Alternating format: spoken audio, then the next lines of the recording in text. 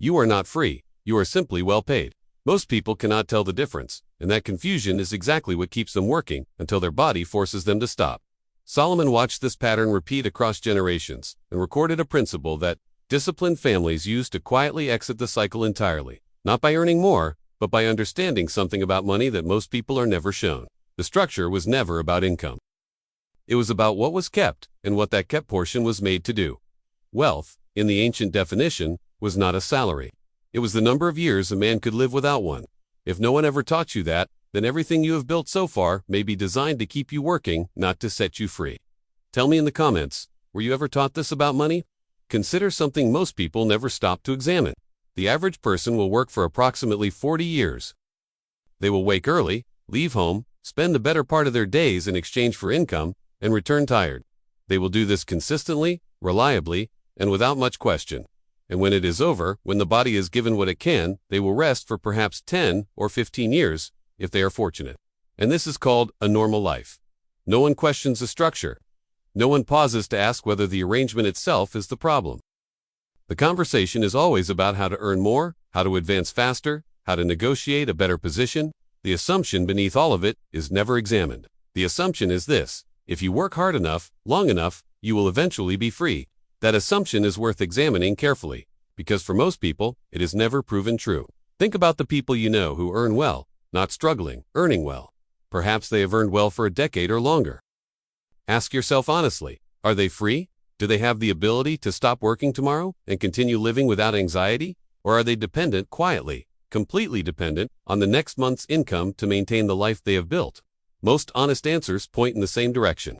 This is not a commentary on character. It is not a judgment of effort. It is simply an observation about structure. And structure is what this narration is about. There is a concept that ancient families understood long before it was ever written in a financial textbook. They called it dependence on labor. Not in the political sense, not as a social category, but as a personal financial condition. The condition of needing to work in order to survive. To these families, this condition was considered dangerous. Not shameful, dangerous. A man who could not survive without his labor was considered vulnerable. One illness, one poor harvest, one disruption to his trade, and everything collapsed. The income stopped, and so did the life built around it. They did not view this as misfortune. They viewed it as a structural failure. A failure not of effort, but of design. This distinction is the beginning of everything. Most people today are in this condition. They earn, sometimes generously, but the earning and the surviving are tied together permanently. If the income stops, the structure collapses. And so they work. Month after month, year after year. Not because they have chosen to work, but because they cannot afford to stop. The ancient teachers had a name for this condition, and understanding it changes the way you see every financial decision you have ever made. The modern wealth conversation is almost entirely focused on income. Earn more, develop skills, get promoted, start a business. The implied destination is always the same, a higher number on a monthly statement. And because the number goes up, people believe they are moving toward freedom. But observe what actually happens. The salaried worker earns a modest wage. Life is tight, but manageable. Many earns more. And with the increase comes a slightly larger home, a newer vehicle, better meals, more travel. The lifestyle rises with the income. This is natural, this is expected. No one questions it. Then he earns more again, and the lifestyle rises again. Years pass. A decade passes. He is earning more than he ever imagined when he started. And yet, and this is the precise moment worth examining, he cannot stop working. Not because he is failing, but because the structure of his life now requires his income to function.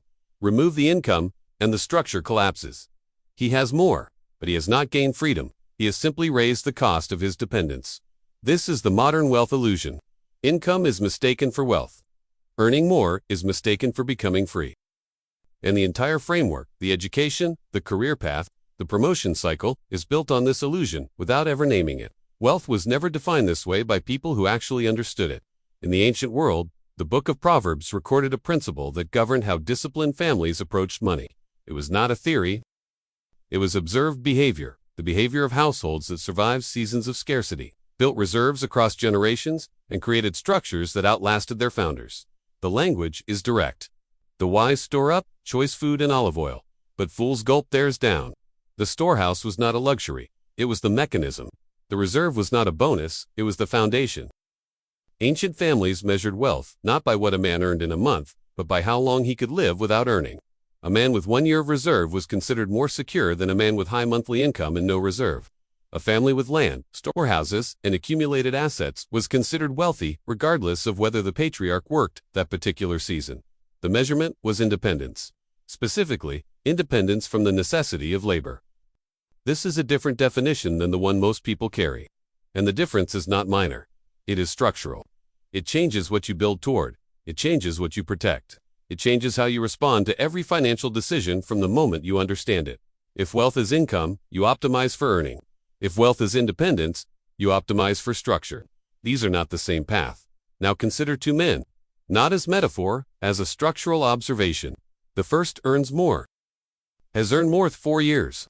He works with discipline and intelligence. Each year, his income grows. Each year, his life becomes more expensive. The vehicle is replaced. The home expands. The subscriptions accumulate. The obligations multiply. He is not reckless. He is simply using what he earns to live at the level his earning seems to justify. The second earns less. It has always earned less. But from the beginning of his working life, he made one quiet commitment. A portion of everything he earned would never be spent. Not saved for a purchase. Not held for an emergency. Reserved. Set aside permanently to be used only to build something that would eventually return income to him. 10 years pass. The first man earns significantly more, and he needs every unit of it to maintain the life he has constructed. He is not free, he is more committed to continued labor than he was at the beginning. The second man earns less, but money is working for him. Quietly, consistently. The portion he reserved has been deployed into assets that generate a return. Slowly, the distance between what he needs to survive and what his money produces begins to close. The first man has more income. The second man has more structure. In another decade, only one of them will have the option to stop working. Income is not the variable. Structure is the variable. This is the assumption that most people carry their entire lives without questioning, and it is the assumption that must be broken before anything else can be understood. Ancient disciplined families followed a rule. It was not always written, but it was practiced consistently enough that it became structural, embedded into how the household functioned, how children were taught, and how decisions were made. The rule was simple. For every 7 parts of income used for living, 1 part must be permanently reserved, and that reserved portion must be used only to build things that generate future income. Not 7 parts spent and 1 part saved for later spending. 7 parts to sustain life, 1 part to build wealth. The distinction is precise, and it matters entirely. This is called the 7-to-1 reserved capital rule. It does not require a large income.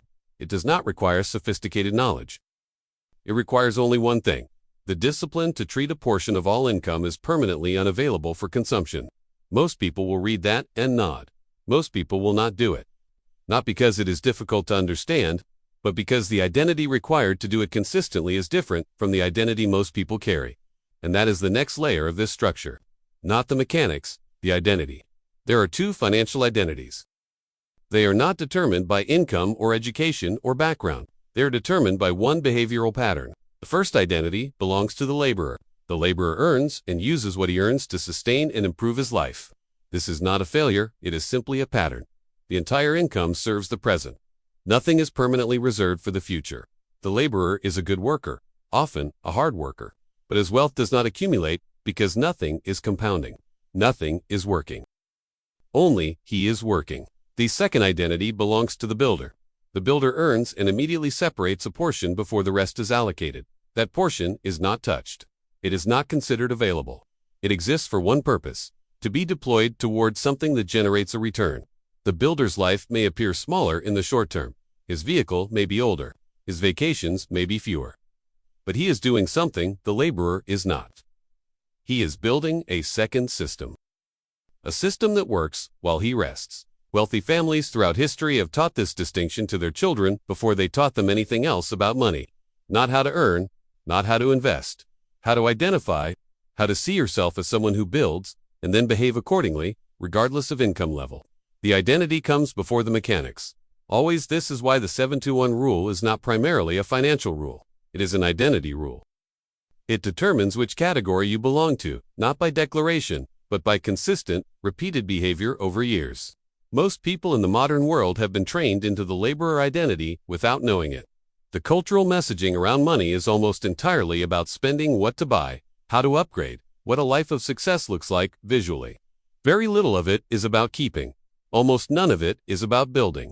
And so the laborer pattern is the default. The builder pattern is the deviation. But within that deviation is a mechanism that ancient families understood and that most modern earners will never encounter. Not because it is hidden, but because the identity required to use it is rarely cultivated.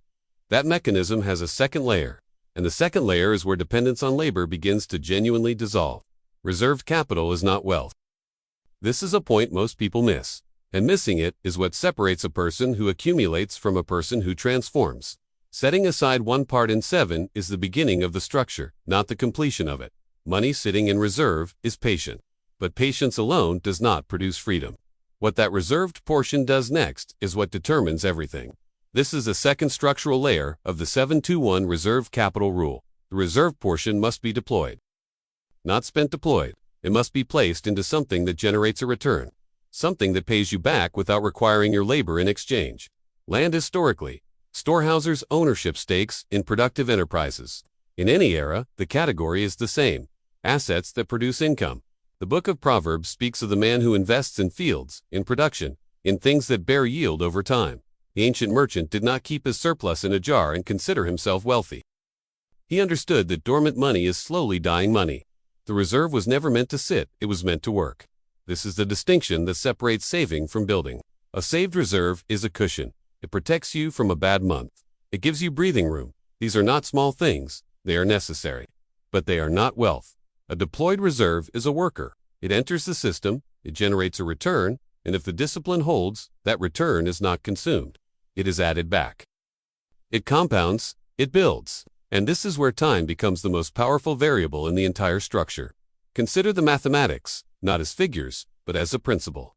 A portion of income is reserved. That portion is deployed into something that generates a return, modest, consistent, reliable, not spectacular. Ancient families were not chasing spectacular. They were building permanent.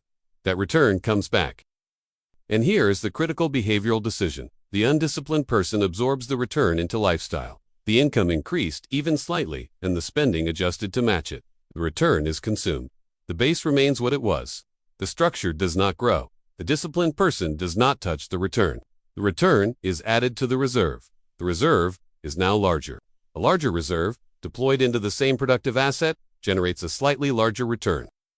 That return is added again. The reserve grows again.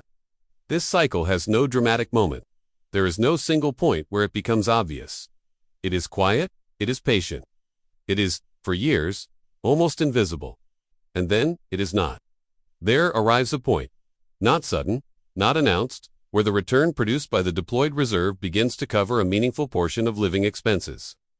The distance between what life costs and what money produces begins to close. Slowly, then steadily. When that distance reaches zero, when money produces what life requires, labor becomes optional. This is the moment ancient families built toward, not retirement. Not a large sum in a statement, the moment when the necessity of labor dissolves. When a man works because he chooses to, not because he cannot afford to stop. This is what the 7-2-1 rule, applied with patience and reinvestment, produces over time. Not quickly, not dramatically, but permanently. Time plus consistency plus reinvestment. This is the hidden lever, and it is hidden not because it is secret, but because most people never hold still long enough to allow it to function. The real obstacle is not income. It is not knowledge. It is not access. The real obstacle is discipline. And more precisely, the specific discipline of patience in a culture that has no patience. The modern environment is structured around speed. Results must be visible. Progress must be felt. If something does not produce a noticeable change within a short period, the temptation is to abandon it, adjust it, or replace it with something that promises faster movement. This impulse destroys the mechanism. The 7-2-1 structure requires years before it produces anything visible. In the early period, the first years of consistent application, the reserved portion is small. The deployed asset is modest, and the return is almost imperceptible. A disciplined person looks at this and continues. An impatient person looks at this and concludes it is not working. The impatient person is not wrong that results are slow. They are wrong about what that slowness means. Slow in the beginning is the nature of compounding. The structure is not failing, it is building the base from which acceleration eventually becomes possible. Remove the discipline before the base is complete, and the entire sequence resets. Ancient families understood this in a way that modern culture actively discourages. A Hebrew merchant did not evaluate his storehouse after one season and conclude the strategy was inadequate.